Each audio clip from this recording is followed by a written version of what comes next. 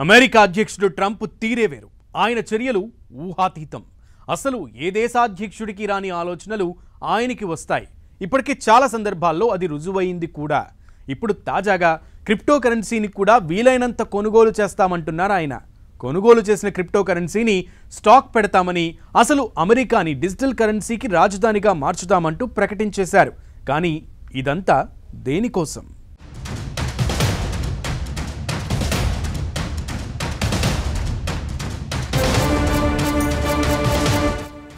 కరెన్సీనే reserve ధనంగా మార్చుతానంటున్న Trump. America అధ్యక్షుడి నోటి మాటతో భారీగా పెరిగిపోయిన క్రిప్టో కరెన్సీల విలువ. ట్రంప్ చెప్తుంది సాధ్యపడే విషయమేనా అంటూ మొదలైన చర్చ. వచ్చిన దగ్గర నుంచి ట్రంప్ విభిన్న పోకడలు. కరెన్సీ ఖర్చెక్కువైందంటూ సెంట్ ప్రింట్ ఆపమన్న అమెరికా అధ్యక్షుడు ట్రంప్ తాజాగా క్రిప్టో కరెన్సీని తలెత్తుకున్నారు. అసలు ఏ దేశంలోనైనా సెంట్రల్ బ్యాంకులు అంటే రిజర్వ్ బ్యాంకులు ప్రింట్ చేస్తున్న కరెన్సీనే రిజర్వ్ ధనం కింద దాచుతారు. కరెన్సీ కాకపోతే బంగారాన్ని కూడా రిజర్వ్ గా ఉంచుతారు. అవసరమైన సందర్భాల్లో వాడతారు. కానీ ట్రంప్ మాత్రం అసలు అమెరికానే క్రిప్టో కరెన్సీకి క్యాపిటల్ గా మార్చుతానంటూ ప్రకటించారు. అధ్యక్షుడి హోదాలో ట్రంప్ ఈ మాట చెప్పగానే క్రిప్టో కరెన్సీల్లో కింగ్ గా చెప్పే బిట్ కాయిన్ $91,000 వాల్యూను దాటిపోయింది. అసలు ఇలా చెప్పే ముందు ఓ మాట చెప్పుకోవాలి. ప్రపంచంలో సగం జనాభాకి ఈ క్రిప్టో కరెన్సీ అంటే ఏంటో తెలీదు. అయినా ఆ పేరిట మోసాలు భారీగా జరుగుతున్నాయి.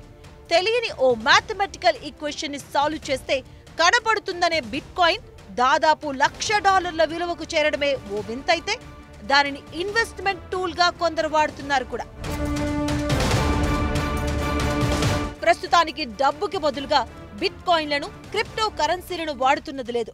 అయితే కొన్ని కంపెనీలు వీటిని అనుమతిస్తూ ఉండడంతో వాటి కోసం క్రేజ్ ఏర్పడింది. క్రిప్టో కరెన్సీ అంటే డిజిటల్ కరెన్సీ, వర్చువల్ రూపంలో మాత్రమే ఉంటుంది. ఇవి ఏ బ్యాంక్ అకౌంట్లోనూ ఉండవు. ఇలాంటి కరెన్సీని టెస్లా ఓనర్, ప్రస్తుతం అమెరికా ప్రభుత్వంలో కీలకంగా వ్యవహరిస్తున్న ఎలన్ మస్క్ కొన్నేళ్ల క్రితం మరింత పాపులర్ చేశారు. తన టెస్లా కార్లు కొనడానికి బిట్ కాయిన్లను అనుమతిస్తామంటూ ప్రకటించడంతో ఆ బిట్ కాయిన్ వాల్యూ అప్పట్లో బాగా పెరిగింది. ఆ తర్వాత ఆయనే డోజీ కాయిన్ ను ప్రమోట్ చేశారు. ఇప్పుడు తాజాగా అమెరికా అధ్యక్షుడు ట్రంప్ చెప్తున్న స్టాక్ ఫైల్ అంటే క్రిప్టో కరెన్సీకి అమెరికాని రాజధానిగా చేస్తానంటూ ప్రకటించడంతో మళ్లీ వీటిపై ప్రపంచవ్యాప్తంగా చర్చలు ప్రారంభమయ్యాయి. మార్చి 7న వైట్ హౌస్ లో పెద్ద సభ కూడా పెట్టడంతో ఇవి తారాస్థాయికి చేరాయి. ప్రస్తుతానికి ఎల్ సాల్వడార్ దేశం ఒక్కటే ఈ ట్రంప్ చెప్తున్న క్రిప్టో కరెన్సీని రిజర్వ్ చేస్తుంది.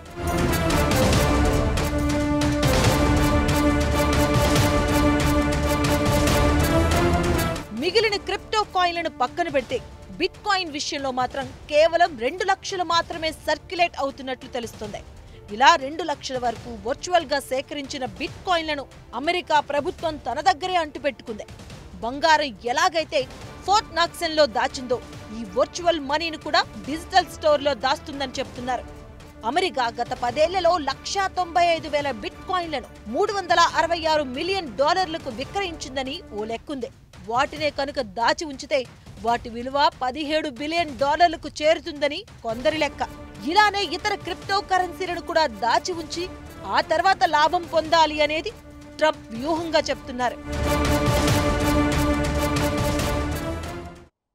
మరి ఇలా దాచిపెట్టిన బిట్ కాయిన్లను ట్రంప్ ఏం చేయబోతున్నారు? క్రిప్టో కరెన్సీని స్టాక్ పెట్టి ఆయన ఏం సాధిస్తారు? ఇదే ఇప్పుడు అంతు పట్టకుండా ఉంది. అసలు క్రిప్టో కరెన్సీని దాచడంతో లాభమేంటి, నష్టమేంటి? ఈ వ్యవహారం వెనుక ఆయన ఆశిస్తున్న ప్రయోజనాలేంటి? నిజంగా అన్ని ప్రయోజనాలే ఉన్నాయా? Watch this story.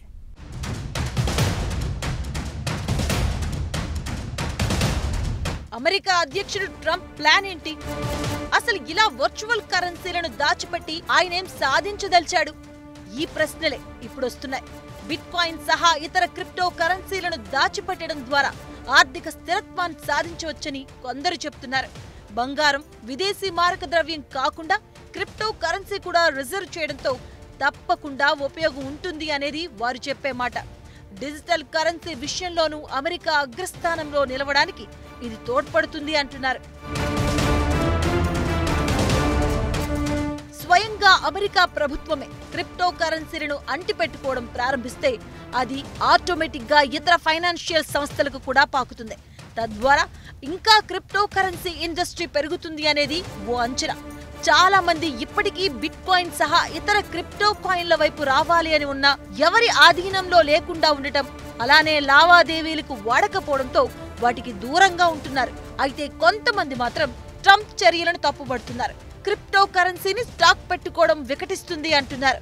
ఒకవేళ ఈ వర్చువల్ కరెన్సీ మార్కెట్ పతనమైందంటే మొత్తానికే మోసం వస్తుంది అనేది వారి వాదన. అంతేకాదు, బిట్ కాయిన్ వాల్యూ ఇప్పుడు అత్యధిక స్థాయిలో ఉంది. ఇంత రేటులో కొనుగోలు చేయడం ఖరీదైన వ్యవహారంగా మారుతుంది. ఓవైపు ప్రభుత్వ ఖర్చులు తగ్గించుకోవాలని చెప్తూ ఇలా బిట్ కాయిన్ల కోసం వేల కోట్లు పెట్టడమేంటనేది వారి ప్రశ్న. Bitcoin, XRP, Solana, Cardano కాయిన్లను అమెరికా ప్రభుత్వం సేకరించి దాచాలి అని చూస్తూ ఉండగా తీవ్రమైన ఒడిదుడుకులకు లోనయ్యే క్రిప్టో కరెన్సీల్లో పెట్టుబడి పెట్టడం దేశానికి మంచి కాదనే విమర్శలు ఉన్నాయి. అయితే ట్రంప్ మద్దతుదారుల్లో ఎక్కువ మంది క్రిప్టో కరెన్సీకి అనుకూలంగా ఉండేవారే. దాంతో ట్రంప్ తాను అనుకున్నది తాను చేయొచ్చేమో కానీ భవిష్యత్తులో మాత్రం ఈ నిర్ణయం బంగారం, గోల్డ్ బాండ్లలో పెట్టుబడి తగ్గిస్తుంది అంటున్నారు. అంతేకాదు, ఇతర దేశాలు కూడా ఈ రేసులోకి దిగితే ఇక బంగారం కరెన్సీ ట్రెండింగ్ లా క్రిప్టో మార్కెట్ కూడా ఎవరిష్టం వచ్చినట్లు వారు ఆడిస్తారు అనే ఆందోళన కూడా ప్రారంభమైంది. ప్రస్తుతానికి అమెరికా అధ్యక్షుడి హోదాలో ట్రంప్ తీసుకున్న ఈ నిర్ణయం అమలు కావడం అంత ఈజీ కాదు. డాలర్కి ప్రత్యామ్నాయంగా ఓ క్రిప్టో కరెన్సీని స్టాక్ పెట్టడానికి చట్టం ఒప్పుకోదు.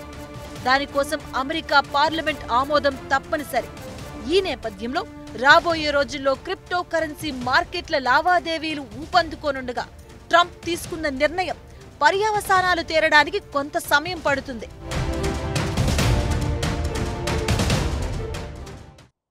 ఇది ఇవాల్టి special focus. Stay tune to 10 TV.